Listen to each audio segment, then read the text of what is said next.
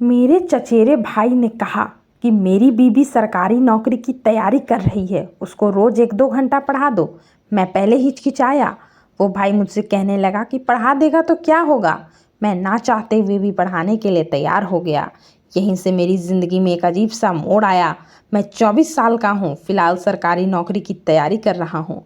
कुछ एग्ज़ाम भी पास किए, लेकिन कुछ ना कुछ वजह से जॉब नहीं मिली। निम्न मध्य वर्गीय परिवार से हूँ, घर की बहुत सारी जिम्मेवारियाँ भी हैं। तैयारी भी पूरी लगन से कर रहा था, लेकिन नवंबर 2022 में चचेरे भाई की बीवी से मेरा वास्ता पड़ा और तब से लेकर आज तक धीरे धीरे एक रिश्ते के अंधेरी गुफा में बहुत अंदर तक ना चाहते हुए भी चलता गया। मेरे घर के सामने ही रिश्ते के ताऊ का घर है। उनका बेटा आर्मी में जॉब करता है। घर में बहू रहती है। मेरे पास उनके बेटे का फ़ोन आया कि मेरी बीवी एग्ज़ाम की तैयारी करना चाहती है, तू उसे 1-2 घंटे पढ़ा दिया करना। मैंने कहा भैया आजकल तो ऑनलाइन ठीक है। बोले कि यूट्यूब से पढ़ लेगी। लेकिन उस भाई ने मेरी बात नहीं मानी, मुझे हाँ करनी पड़ी। अब उसकी बीवी रोज़ मेरे पास पढ़ने के लिए आने लगी। 3-4 महीने उसे पढ़ाते हुए हो गए तो कभी कभी उदास बैठी रहती तो उससे पूछ लिया करता कि ऐसे क्यों बैठी हो, ज़्यादा सोचा मत करो। धीरे धीरे वो मुझसे अपनी प्रॉब्लम शेयर करने लगी। मैंने उसे ऐसा करने से मना किया और कहा कि ये सब बातें उनसे कहो जो आपकी बातों को समझे और समझाए भी। लेकिन मेरी ही सलाह मेरे गल पड़ गई। उसने ये सब सुनाने के लिए मुझे ही चुन लिया। ऐसी ऐसी बातें कहने लगी जिससे मेरे आंखों में आंसू आ जाते थे। कहने लगी कि हस्बैंड जब भी छुट्टी में घर आते हैं तो सारा फ्रस्ट्रेशन मुझ पर निकाल जाते हैं।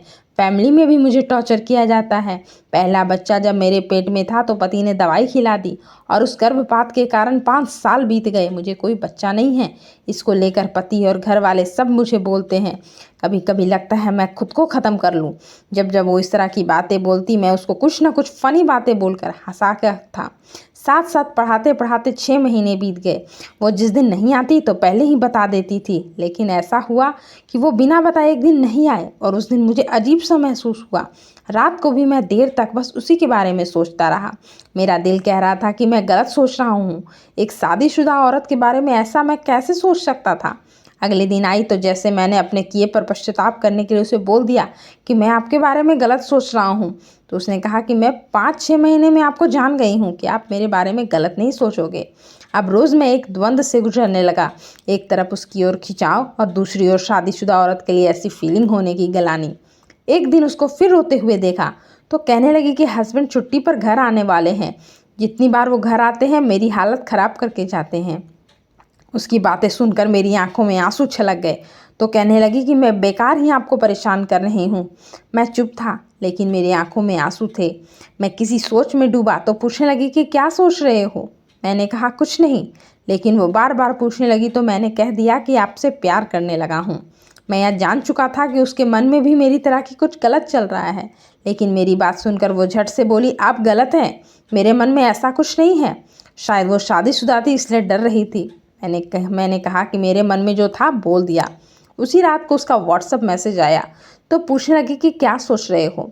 मैंने उसको लिख दिया कि मैंने यूं ही आपसे वो प्यार करने वाली बात बोली थी, ऐसा कुछ नहीं है और आगे से आप अपनी ज़िंदगी की बातें मुझसे शेयर मत करना।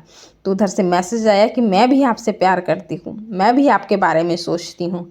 अगले दिन पढ़ाई के बाद वो घर जा ही नहीं रही थी। मैंने पूछ लिया कि आज घर नहीं जाना। कहने लगी कि पति का फ़ोन आया है कि आज वो आ रहा है। उसकी बात सुनकर मेरा माइंड एकदम बंद हो गया, रुआंसा सा हो गया। मैंने इसको दिलासा देकर घर भेजा कि जाओ सब ठीक रहेगा, लेकिन उस रात मैं सो नहीं पाया। पूरी रात सोचता रहा, मुझे भी दर्द भी हो रहा था। सुबह सुबह ही उसका फ़ोन आया, रोते हुए कहने लगी कि मुझे आपके साथ रहना है। मुझे झटका सा लगा और चुप रहा। उधर से जवाब दो की आवाज़ आने लगी। मैंने कहा कि आप मेरे साथ ऐसे कैसे रह सकते हैं। अभी मैं जॉब की तैयारी कर रहा हूँ, मेरा परिवार मुझसे उम्मीद लगाए बैठा है। बाद में अगर आपने मुझे छोड़ दिया तो मैं बर्बाद हो जाऊँगा। तो वो कहने लगी कि आप भरोसा कीजिए, आपका हाथ साथ देने के लिए पकड़ा है, छोड़ने के लिए नहीं। मैंने उससे कहा अपने घर वालों से बोल दो कि ससुराल में आपके साथ क्या हो रहा है। उसने फिर मायके में सारी बातें बोल दी और वो लोग आकर इसको अपने साथ लेकर चले गए। वो ससुराल छोड़कर मायके में रहने लगी। इस घटना के बाद मेरी ज़िंदगी अचानक बदल गई। इतनी कमाल की मोहब्बत थी कि उसके एहसास को बयां करना मुश्किल है। वो सब कुछ भुलाकर मेरे साथ आना चाहती थी। वहाँ से रोज़ मुझसे फ़ोन पर बातें करने लगी। जिस दिन बात नहीं होती थी उस दिन लगता था जैसे बहुत कुछ छूट सा गया। उसको कोई तकलीफ़ रहती तो उसकी बात से मैं महसूस कर लेता, और मुझे कोई परेशानी रहती तो उसे वो महसूस कर लेती। वो बोलती कि मैं पहले भी कई बार मर चुकी हूँ, आप मुझे छोड़कर मत जाना। मैं भी कहता था कि गरीब बेरोजगार लड़का हूँ, प्यार के बारे में जो भी सीखा आपसे ही सीखा। आपने अगर मुझे छोड़ा तो मेरा करियर, लाइफ सब खत्म हो जाएगा।